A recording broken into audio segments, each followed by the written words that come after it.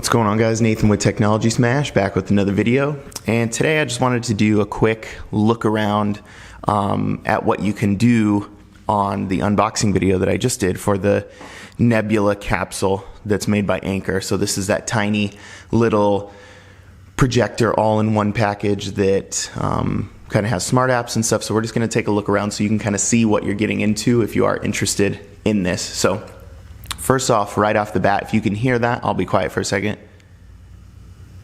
There's a slight fan noise, so if you are in a smaller room or it's pretty close, you can hear it, but as long as, you know, the volume is up a little bit high for what you are watching, then you should be fine. So a look around at the menu. This is a modified version of Android, so it is a little bit different than probably anything that you've seen before.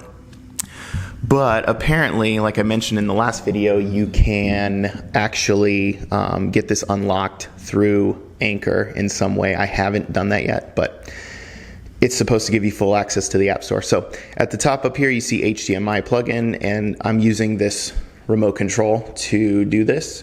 It's a little bit dark in here, obviously, so that we can see what we need to see. So you have HDMI control, a file manager, so if you plug anything into this or put it on there directly, you can access video through that. An app manager, we all know what that is, just to control, change, take off apps that are already on there. Network is your Wi-Fi information. Settings, so if we look in the settings, you can see there's network, Bluetooth. Projector settings have some image modes, color temperature, things like that, so ways that you can sort of change the picture if you want to, based on the environment you're in. App Manager is also in there. Under General, we have there's language settings, things like that, and then you can do a sleep function where you can have it shut off at a certain time. You can make the keypad stop making noises, so every time I click this, it makes a sound.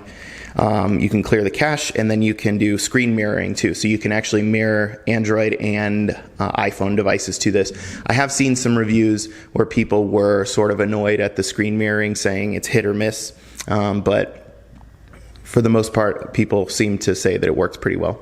And you can kind of see that line running through the video. That's just because we're filming the video. That's not actually on my screen when I look at it with my actual eyes. So, and you can see too, hopefully on here, this has a back button, a home button, like a hamburger style menu button.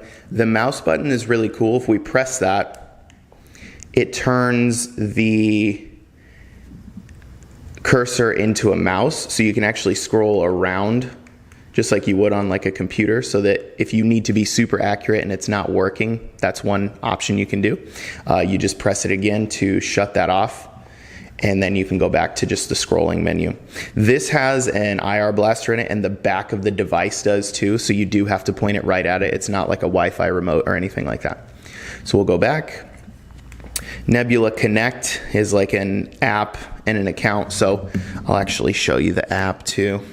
It's really cool, actually. You can control everything you would need through there. So you can actually pop up like a keyboard to type if you don't want to click one by one, and then this is a scroll method, up and down, and you can use two fingers to actually scroll through something like a Netflix menu. So it's a really cool that you have the option to use an app or to use the remote. So we'll hit OK to get out of there. There's an upgrade button, which is just for software updates, and then the About section will have your Android version, which is 7.1.2, available storage. So there's 8 gigs of storage on this, and then there is 1 gig of RAM on this too. So it does take up a little bit of space. You see we're almost halfway full, and I don't really even have anything running right now, so keep that in mind. Then there is a recovery option. In the recovery, you can do a recovery and completely reset the device from like your signed in accounts and things like that. So we'll go back out of that now. And then you can just download pre-suggested apps, I guess. So there's Amazon, YouTube, and Netflix. And then you can go to this app store here. And you can see up in the top right here, Aptoid TV. So that's like their own version of like an app store, I guess. It's kind of like versions of all this stuff is pretty much Android TV apps. or something you'd find on your phone. So you have things like Spotify, Plex, Amazon Instant Video, TED Talks, Kodi is on here. There's a lot of stuff, but you're definitely missing a good bulk that unlock for the App Store would help with. So if we back out of there, I loaded a couple of things just so we could see how they work. So if I go into YouTube, and then we can, I don't want to get a copyright strike, so I guess we won't really. So this actually is a good point to show. So you can go, it says you can do speech. Now I'm stuck in this, see? Back button, just like Android. Okay, you can do speech to search. I think that might be deactivated. There's nothing on this remote that would let me speak to it directly. So let me use the mobile app really quick and just pull up one of my own videos.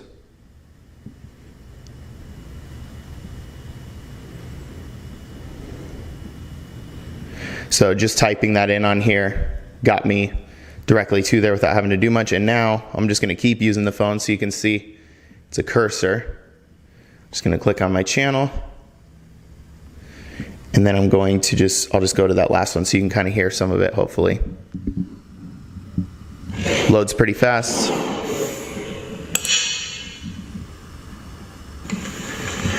What's going on, guys? Nathan with Technology. So this is at a pretty good set of volume. And an unboxing of this. But I'm not even full volume there. It gets pretty loud, so it sounds pretty good. But really cool stuff. This actually will go up to 100 inches in size total.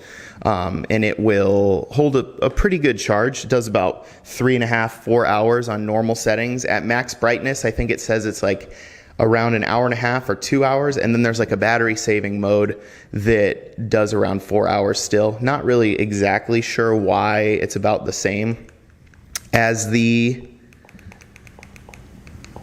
regular mode, but that's what it told me when I looked at that. So the other thing is this is a Bluetooth speaker. So there's a button on top of here, and I won't get into that because everybody kind of knows how Bluetooth speakers work. But if you press and hold the option on top of the device, you can actually turn this into a Bluetooth speaker. So what it does is it shuts off the projector settings, and it just turns the speaker in this into a speaker for your phone or whatever you have connected to it. So there is this scroll wheel on the side too that can focus everything. So when you're getting upwards of 100 inches, right now we're at a really small amount. You can see by my hand. It's tiny, and I just have it on some pieces of paper so we could see it better. But I think that's pretty much it. I just wanted to give you guys like a rundown of how this works in case some of you were interested, because like I said, I haven't seen a ton on this device, but I think it's worth covering because I think it's pretty neat. So if you have any questions, you can leave them down below. But as for now, I think that about does it for me. So I'll talk to you guys next time. Later.